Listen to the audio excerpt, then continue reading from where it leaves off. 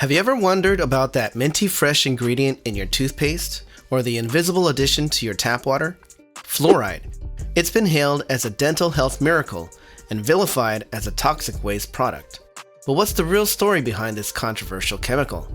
In today's video, we're diving deep into the fluoride debate, uncovering a history that spans over 75 years and continues to spark heated discussions in scientific and public health circles. From its accidental discovery in the early 1900s to congressional testimonies in the 21st century, fluoride has been at the center of one of the most enduring public health controversies in modern times. The story of fluoridation begins with a mystery and ends in controversy. In the early 1900s, a young dentist named Frederick McCay arrived in Colorado Springs, Colorado, only to be baffled by what locals called Colorado brown stain, an unsightly mottling of teeth that seemed to affect nearly everyone in the area. Little did McCay know that his curiosity about this phenomenon would lead to one of the most contentious public health measures of the 20th century. As McCay delved deeper, he made a startling discovery. While the stained teeth were unsightly, they were also remarkably resistant to decay. The culprit behind both the staining and the cavity resistance? Naturally occurring fluoride in the local water supply. This revelation sparked a scientific gold rush. Researchers began to explore the possibility of deliberately adding fluoride to water supplies to prevent tooth decay. By the 1940s, the first controlled water fluoridation experiments were underway, and by the 1950s, fluoridation was being hailed as a miracle of modern public health. But not everyone was convinced. Almost as soon as fluoridation began, so did the backlash. Critics raised concerns about everything from the ethics of mass medication to wild conspiracy theories about mind control. Some even claimed it was a communist plot to weaken America, a fear that seems laughable now but gained serious traction during the height of the Cold War. Today, fluoridation remains a divisive issue. Proponents point to decades of research showing its effectiveness in reducing tooth decay, particularly in low-income communities where access to dental care is limited. They argue it's a safe, cost-effective public health measure that benefits everyone regardless of age or socioeconomic status. Opponents, however, paint a different picture. They argue that fluoridation is a form of forced medication, violating individual rights to choose what goes into their bodies. Some cite studies suggesting potential health risks, from lowered IQ in children to bone cancer and thyroid problems. They question whether the benefits of fluoridation still outweigh the risks in an era where fluoride is readily available in toothpaste and other dental products. The debate has led to a patchwork of policies across the United States and around the world. While some communities have fluoridated their water for decades, others have never adopted the practice or have recently voted to remove fluoride from their water supplies. In 2001, Dr. J. William Hirzy, a toxicologist and union representative for EPA professionals, dropped a bombshell on Capitol Hill that sent shockwaves through the scientific community.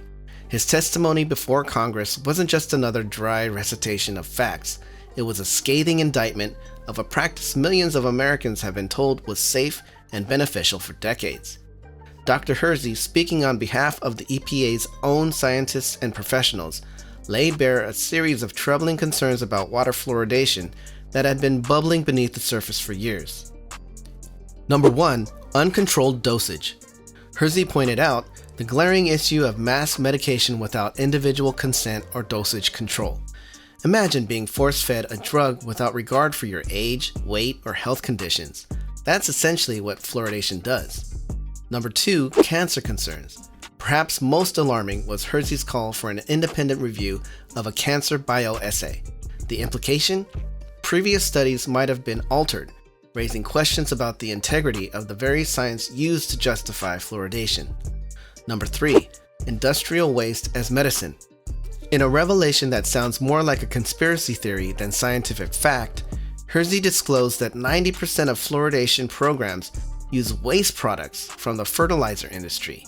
Even more shocking, there were no chronic studies on these specific chemicals. Number 4. Brain and behavior effects. Hirzy didn't stop at physical health. he raised the specter of fluoride's potential impact on the brain, linking it to elevated blood lead levels in children and hinting at possible behavioral and developmental impacts. Number 5.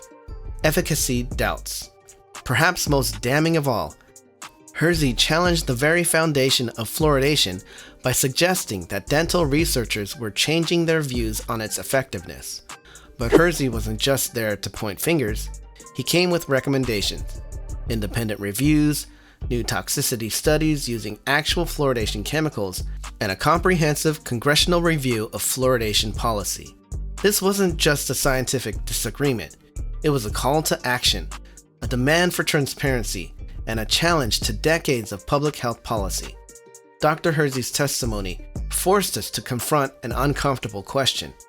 Have we been unwittingly participating in a massive, uncontrolled experiment on the American public? Fluoridation has been a contentious issue for decades, with passionate arguments on both sides. Let's dive into the murky waters of this controversy and examine 5 key aspects that continue to fuel the debate. Number 1. Uncontrolled exposure. A forced medication? Fluoridation critics argue that adding fluoride to public water supplies amounts to mass medication without consent. Unlike prescribed medications, there's no way to control individual dosage. A construction worker in the summer heat might consume far more fluoridated water than an office worker, raising questions about equitable and safe exposure. Number 2. Cancer concerns. Hidden dangers? While many studies have not found a strong link between fluoride ingestion and cancer, the debate isn't settled. Some research has suggested potential connections to certain cancers, including uterine and bladder cancer. The controversy deepened when questions arose about the integrity of previous cancer bioassays, with calls for independent reviews. Number 3. Industrial waste as medicine. Here's a shocking revelation. Approximately 90% of fluoridation programs use industrial waste products from fertilizer manufacturing. These aren't the same pure compounds used in laboratory studies. Critics argue we're essentially using the population as guinea pigs, as there's a lack of long-term studies on the specific chemicals being added to our water. Number 4. Beyond teeth. Systemic health risks. Fluoride's effects may go far beyond our teeth. Some studies have linked fluoride exposure to lowered IQ in children, thyroid problems, and skeletal fluorosis, a painful bone disease. The debate rages on about whether these risks outweigh the purported dental benefits. And number 5, efficacy debates, a dental necessity or outdated practice. Even the core argument for fluoridation, cavity prevention, is under scrutiny. Some dental researchers are changing their views on fluoride's effectiveness. Critics point out that many countries without water fluoridation have seen similar declines in tooth decay rates, suggesting other factors like improved nutrition and dental hygiene may be more significant. Fluoride plays a crucial role in dental health, but like many beneficial substances, moderation is key. To strike the right balance between reaping fluoride's benefits and avoiding potential risks, it's essential to understand proper usage and exposure limits. For optimal dental health, the most effective way to use fluoride is through regular brushing with fluoride toothpaste. Adults and children over 6 years old should use a pea-sized amount of toothpaste containing 1,350 to 1,500 parts per million fluoride, brushing at least twice daily. It's important to spit out the toothpaste rather than rinsing after brushing. This allows the fluoride to remain in contact with the teeth for longer, enhancing its protective effects. When it comes to children under 6, special care should be taken to prevent excessive fluoride ingestion. For children ages 3 to 6, use only a pea-sized amount of toothpaste containing more than 1,000 parts per million fluoride. For those under 3, a smear of toothpaste containing at least 1,000 parts per million fluoride is sufficient. Parents should supervise young children's brushing to ensure they don't swallow toothpaste, which can contribute to dental fluorosis. While fluoridated water is generally considered safe and beneficial, those concerned about excess fluoride intake can opt for alternative water sources. Spring water typically contains lower fluoride levels, ideally less than 0.1 part per million. However, it's important to note that completely avoiding fluoride may increase the risk of tooth decay, especially in children. For those living in areas with fluoridated water, there's usually no need for additional fluoride supplements. However, in non-fluoridated areas, your dentist may recommend fluoride supplements, particularly for children. Always follow professional advice regarding supplement use to avoid excess intake. When it comes to dental treatments, consider skipping fluoride gel treatments at the dentist if you're already getting sufficient fluoride from other sources. These treatments involve highly concentrated fluoride and can lead to excessive exposure. Discuss alternatives with your dentist if you're concerned. In terms of overall health, it's important to be aware of hidden sources of fluoride. Certain processed foods, especially those made with fluoridated water, can contribute to higher fluoride intake. Opting for fresh, whole foods can help reduce unnecessary fluoride exposure. Additionally, be cautious with fluorinated pharmaceuticals, as these can metabolize into fluoride in the body. If prescribed such medications, discuss potential alternatives with your healthcare provider. Remember, while excessive fluoride can lead to dental fluorosis or other health concerns, insufficient fluoride increases the risk of tooth decay. The goal is to find the right balance. Regular dental checkups, following professional advice, and being mindful of your fluoride sources can help ensure you're getting the benefits of fluoride without risking overexposure. By implementing these practices, you can harness the cavity-fighting power of fluoride while minimizing the risk of excess intake, promoting both dental and overall health. The fluoride debate serves as a stark reminder that even long-standing public health measures deserve ongoing scrutiny and reevaluation.